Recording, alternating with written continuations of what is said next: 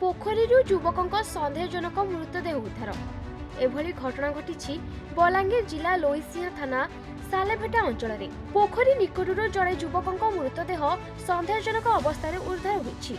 मृतक हेले सालेभेटार किशन महापात्र। सूचना अनुसार किशन गत रविवार निखोज रही।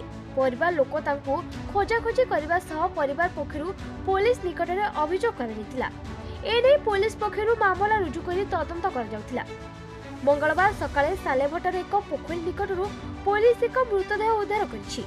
मृतकଙ୍କ चेहरा नष्ट हो जाइथिबा बेले पेटरे क्षत होइथिबा देखिबाकु मिलिछि। कपड़ा देखि एक किशनଙ୍କ मृतदेह बोली पुलिस चिन्हट करिछि। किशन को हत्या करि जाइछि ना अन्य कोनोसी कारण तांको मृत्यु होइछि ताहा एपर्यंत स्पष्ट होई नाही। किशन को केही हत्या करिथिबा नै बड़ भाई किशोर महापात्र संदेह करिसेंति।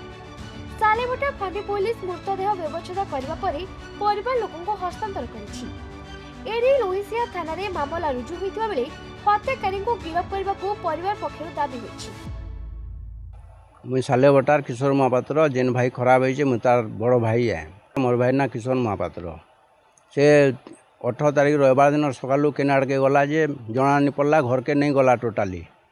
परदिन गली थाना के एफआईआर दे तेरू सकाल बेली देखा चुआ कले बेल के सालेभटार बजार पछाड़े गोटे बंद अच्छे से बंद साइड पड़ी सेतके बेलू देखला पर ये लोक भी डाउट लगुच किए पिटामरा करी असुविधा कर बाकी जना पड़ुचे लोक भी और लोकर आत्माटा भी डाकुचे सेन्ता बहुत पूरा पिटामरा करी मुँह पूरा ब्लैक होकर खड़िया खबरा होकर पेटर छाल छुली उछली कर पूरा उबुड़ होकर हेन्ता अवस्था पड़ी पूरा से शत्रुता तो किसी हेन्ता नहीं जना पड़ूता हमको बाकी तार दी पा देखला बेल के जेन हिसाब से आघात होइए लोक ताने पूरा डाउट लगुचे ताने किए पिटी मारिक असुविधा कर बाकी लगुचे लोक रविवार दिन है कि सोमवार है कि आज सकालू हेटा मुझे टे कही नहीं पारे से जगह के मुझे लास्ट टाइम के जाइए लास्ट टाइम के देखी मना कले सबे जे तू बड़ भाई हो संभले नहीं पारू नहीं जा बोले जे मुझे नहीं भी जाइए एका लास्ट टाइम के गली थाना रे दिया है जेनटा करबे से आज्ञा माने करबे सबू।